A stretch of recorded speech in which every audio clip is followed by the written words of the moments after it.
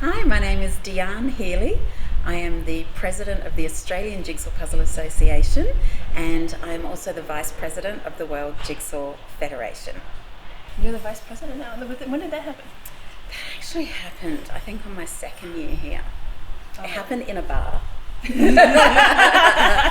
And I went to get my second drink, and I went over to Alfonso. I said, Alfonso, now before I drink this, I just need to clarify what you've said.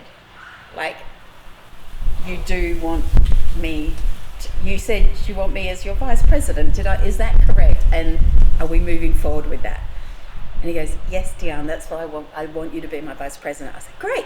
Then I went drinking. That's great. What is the Australian puzzle community like? Like how old is it? Like, are there lots of, I don't know, like events and stuff? Yeah, the puzzle community in Australia is alive and kicking. It just keeps getting bigger and bigger and faster. So it's almost like the more events that happen, the more events that are created as a result of that. So at the moment we have a competition in every single state of Australia once a year. That's our state competitions, and next year will be the first year that we have, actually this year's the first year we've got ACT. So there were 2 states we were missing, 2 territories. This year How many territories do you have for the people who don't know? Don't ask me that. Okay, so WA, Northern Territory, Queensland, Victoria, New South Wales, South Australia, Tasmania and ACT. So Northern Territory and ACT are territories, not states. Okay. So there's 8 potential competitions for us. Right. ACT and Northern Territory didn't have enough members in the puzzle community for us to justify going there and doing an event.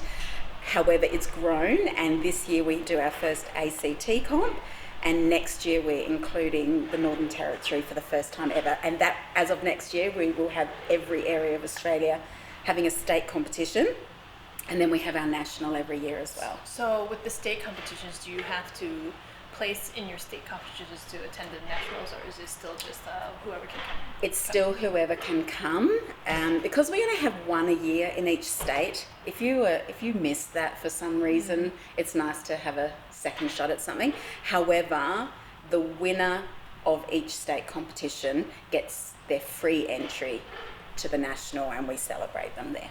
Nice. So do people from the Australian national organisation go to each state to run the events, or is it Yes. how locally? Or? Yeah, so we have a travelling events team, which Wow. Australia is a very big country, a bit like the USA. We have a travelling events team, but then we also have volunteers in each state. Mm-hmm. We also have a state representative and a vice state rep for AJPA in each state. So they help us a lot, and they also help us find the volunteers for each event. It's Yeah. very organised. Wow. Chaotic organisation. It's a lot, but you know what? When we have the event and the day unfolds, it's worth everything. Right. It's worth it. Yes.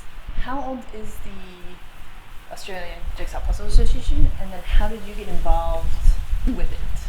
So we started December 2019. Yes, straight after the first World Championships. And I had been thinking of doing something like this because I went looking for a jigsaw competition and I couldn't find any. Did you go to 2019 World Championships? Okay. That was my first puzzle race ever. World Championship, right? I was completely out of my league, but that I came home from that event and I said, I know what I need to do now. I need to provide for Australia what I was looking for, like puzzle races, and the community that I saw at the World Championships. I was like, this is so amazing. I've got to take this to Australia. So I had been thinking of it beforehand, but I couldn't picture what that looked like. Right. So coming to Worlds just made it so clear, and I came home, started it, and it took off. Like, it was like... Was it just you in the beginning then? Yeah. Yeah. And I don't know why I thought to go nationally straight away. I don't. Should have just done local first. I don't know what I was thinking, but yes, I went national first. And when I brought it back, it took off, and it was like the country was full of people who were all in the same boat as me. They love puzzles. They thought they might be fast at puzzles and had no way of finding out. And so giving them that platform, everyone, and even people who weren't fast, just connecting with a puzzle community seemed to be what a lot of people needed, and still do. And that's what we find. That's actually, that's the drive of what we do. Sure, we talk about racing and winning and champions and world championships and prizes and all of that, but the core of what we do is the community and the feel-good bit and the connections people make and the support people get at these events, and it spreads outside of the event. So they make friends at the event, and then they might swap puzzles later, or they might just do a social puzzle together, and it's spread this really beautiful thing far and wide, and it really is just beautiful. I love it. That's awesome. Also, besides the national state championships, do people locally also organize competitions? Yes, and that's growing more as well. So, and they're quite often people who have come to quite a few, and it's like the hunger for competitive puzzling is just getting stronger and stronger. Like, it's almost like it's an insatiable appetite for competitive puzzling. We know You that. can relate. So the more they do, the more they want. And because the Australian Jigsaw Puzzle Association can only provide one state competition a year, All right. and then the national competition is only in one state of the country, people have to wait a whole year for another race. So they're going, hey, let's do our own. So we've seen races in libraries. There's charity races. So the girls in Melbourne are doing charity races. There's a group in Queensland that are doing regular races. Our first national champion has now started her own online races, which I need to attend one of those because I believe she's fantastic at giving people feedback on how to improve. And she even remembers how they puzzled the last time with her, and she can say, look, last time you did it like this, but try this, and people are just loving it. So she's offering that. A little bit of coaching. It's fabulous. Does she ship internationally? It's Katrina Coleman doing it, so I can't remember the name of what she calls it, but look up Katrina Coleman. I'm sure she would love to have you girls and anyone join her race, which I could be out of line saying that. She might be going, D'Arne, no, don't say that. International people. Yeah, but I hear she's doing a fabulous job. I mean, Jonathan Clough does all the speed puzzling.com. He ships internationally, and then I know Michelle from Speed Puzzling EU ships internationally too. So like all the online versions of speed puzzling are all like just whoever wants to come. Isn't that nice? You have to pay a little extra for shipping, but that's it. And then I love being able to interact with international players that way. Yeah, I mean, we're lucky that we've been able to come to the World Championships every year. Not everyone can do that. So what those international online races is the closest people are getting to that. Yes. The Australian Jigsaw Puzzle Association also do online races. Every month we have an online race, wow. but that's a members only offering. It's like the USA JPA, but it's less. The USA one is a lot more casual. Yeah. Okay. Oh, we removed prizes from ours actually to keep it casual, like not so competitive, just to take that edge off. But yeah, we've got groups, puzzle swap groups, puzzle libraries.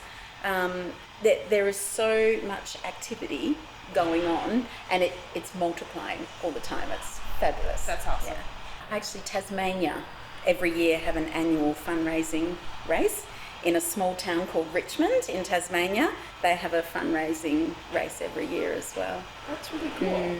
Yeah, I don't think we've gotten the charity races so much yet. But OCSP? I know there is one locally that's going to happen. That's modeled after the 24-hour Belgium one. Oh, yeah. Which is a huge charity component.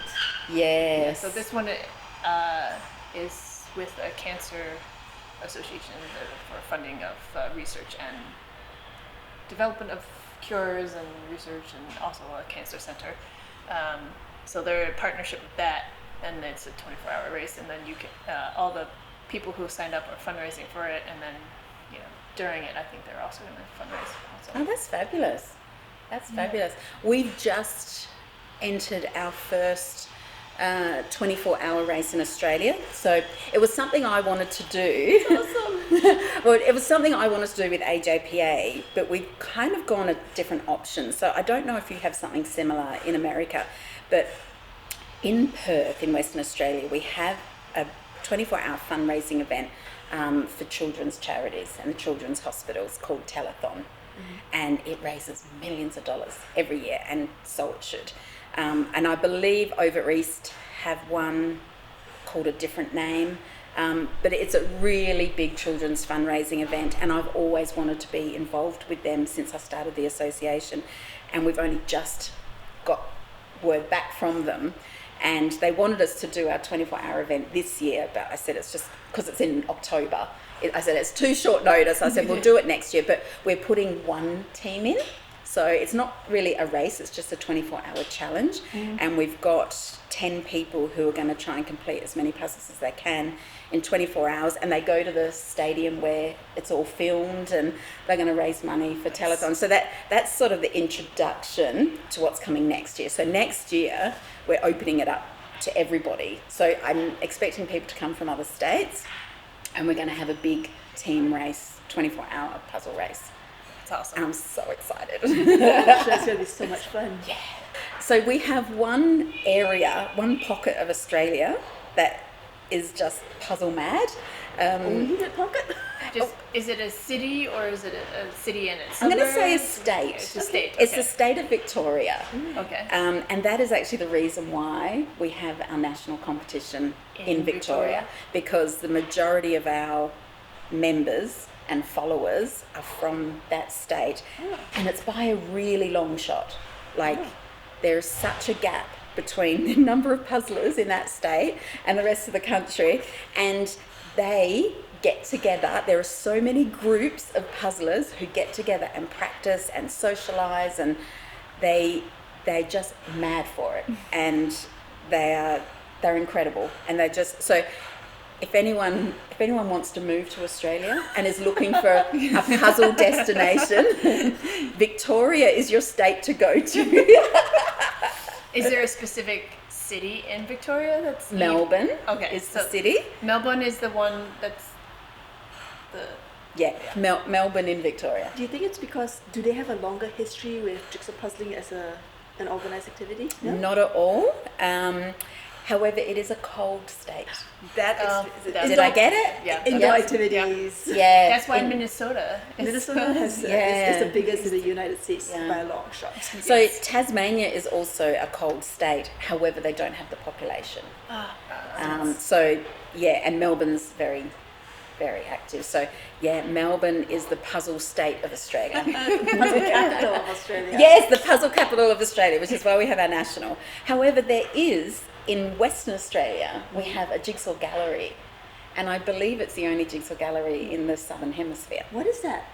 So it's like a history display of jigsaw puzzles, and just this year they actually got their first laser cutting machines to create their own jigsaw puzzles. So it's actually a town 3 hours out of Perth. And so it's a country town, and it's the only jigsaw gallery in the Southern Hemisphere. Is it like a standalone museum kind of thing? It was attached to their visitor centre, but now the visitor centre's moved and they've taken over. So there's just walls and like it's just covered in jigsaw puzzles, all sorts of jigsaw They puzzles. also sell puzzles. They do, but Everyone just wants more puzzles. you should, they sell puzzles. You're beelining to it. They do, but they tend to sell more souvenir puzzles of their town. However, now that they've got a puzzle machine, The laser cutter. what's it called? Puzzle making machine? Yeah, That doesn't sound right. well, a laser cutter is a fairly general purpose machine, but a lot of people use it to make puzzles. I'm sure there's a better word for this. A jigsaw puzzle machine. Is it making wooden puzzles? Yes. That's a laser cutter. Okay. Yeah. So now that they've got a laser cutter, their puzzle offerings might explode. Yeah. So I think they'll be offering more. So it's just a really, and they have tables for different puzzle activities, and it's just a really nice place to go. That sounds really wonderful. That sounds awesome. Is there anything else you would like to add? Or is this- Puzzling in Australia. Any Aussies who come over here to the World Championships, I think we all leave as best friends. There's just a connection that you can't create. We all have the best time, and the Aussie squad are really supportive of each other, like, and very genuinely supportive. Like, we really care about each other's outcome, and if someone gets their personal best, everyone's just rooting for them. It's just so nice. it's just really special. Yeah, there's something special about being able to come to Worlds. So, if somebody wanted to get in contact with the Puzzle Association or any other friendly puzzlers in Australia, do they mostly get like contact each other over social, or is it do they go to an event and then meet and then exchange numbers? Is it just Well, the latter is an option, so that they can meet and exchange numbers and come up with all sorts of crazy ideas at an event. However, probably our Facebook page or our Facebook group is the best way. We try and put up events from all puzzle activities, not just our own. So if we're aware of an event, we'll put it up on the Facebook page so people can attend those. They can reach out to each other. You know, they can post anything in the group. You know, they can say, I live in this suburb and I want to Nice. do a puzzle race. Who wants to join me? Or I've got a load of puzzles to swap. Anyone, you know, they might just put their photos up and say, come and collect it from my house. Or they'll say, I've got a load of puzzles to swap. Anyone live near me who wants to swap. And it can be as casual as that. awesome? Yeah. Well, thank you so much for talking with us. My pleasure. It's really nice to learn about the AJPA and everything you've been doing. Yeah, it's gone nuts. Well, hopefully it just keeps going nuts, right?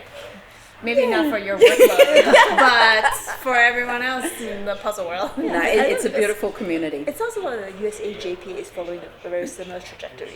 Yeah, So it's exciting. I actually say to people, like, I feel like the USA JPA and AJPA are sister associations. We started around the same time.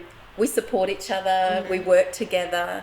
And yeah, the best way I can describe it is I feel that our associations are sister associations. I can see that. Yeah. I like that sentiment. Do you like that? Yeah, I like it very much. It's so cute.